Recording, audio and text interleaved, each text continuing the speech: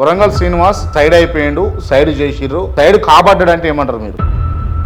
ఒప్పుకోరు దీన్ని ఫస్ట్ అవును అని అన్న తర్వాత మీరు సమాధానం చెప్పారు. నన్ను సైడ్ చేసిర్రు, అవును సైడ్ చేసిండు. ఎందుకు ఒకళ్ళు తొక్కితే సీనన్న తొక్కబడ్డాడు? తెలంగాణ ఉద్యమంలో మీరు ఉన్నారా అసలు? తెలంగాణ ఉద్యమంలో పార్టీ ప్రధాన పాత్ర పోషించింది, అందులో కీలకమైన పాత్ర నేను పోషించింది. మరి వీళ్ళు కూడా మర్చిపోయిర్రు కదా. ఇప్పుడు వచ్చిన వాళ్ళంటే ఇప్పుడిప్పుడే వాళ్ళు మూటగా ఎదుర్కొంటారా? మూట ఇంటికి తీసుకోవడానిక, తెలంగాణ ప్రజలకు ఇవ్వడానికి? మొక్కినోళ్ళకే ఇలా పదవులు వచ్చినాయా, ఆ 10 ఏళ్ళు అనుభవించిరా అంటే ఏం చెప్తారన్న మీరు? మొక్కినోళ్ళకే, పైసలు ఉన్నోళ్ళకే.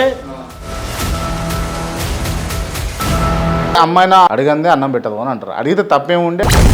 అంతమానం ఆయన దగ్గర కూర్చుండి పని చేసుకో. నువ్వు గిట్లుడు గిట్ల చూడకపోవచ్చు, కనీసం ఏమడుకుంటావు? ఆ 10 ఏళ్ళ కేసీఆర్ గారి పరిపాలన బాగుండినా ఇప్పుడు రేవంత్ రెడ్డి గారి పరిపాలన బాగుందా? కడుపులో ఉన్న 3 నెలల పిండవు అది బిడ్డ గొడ్డ అంటే ఎట్లా చెప్తాం? అన్నం ఉడికిందో లేదో ఒక మెతుకు విసికిదాలు తెలిసిపోతుంది అని కూడా అంటారు.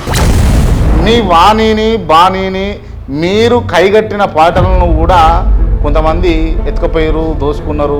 నల్గొండ నర్సిరెడ్డి గద్దర్ కదా, గద్దర్గా చెద్దరు కాదు. నా బాని ఆల్రెడీ వార్నింగ్ ఇచ్చినప్పుడు కూడా ఆంధ్రకు తెలంగాణకు అమ్ముకున్నాడు.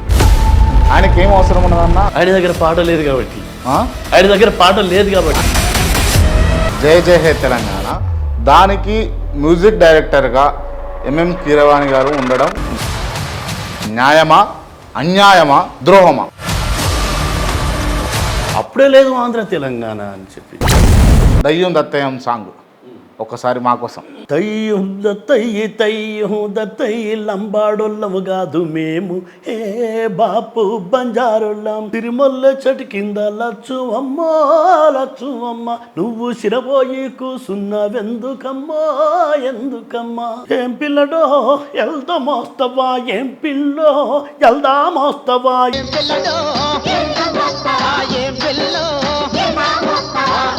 దుద్దిల్ల శ్రీధర్ బాబు గారు ఆయన పాట విని ఆ నమ్మకాన్ని మీకు ఇచ్చిన వ్యక్తి దుద్దిల్ల శ్రీధర్ బాబు నిలబెట్టుకుంటే సంతోషం, ప్రజలకు సేవ చేస్తా. నిలబెట్టుకోకున్నా కూడా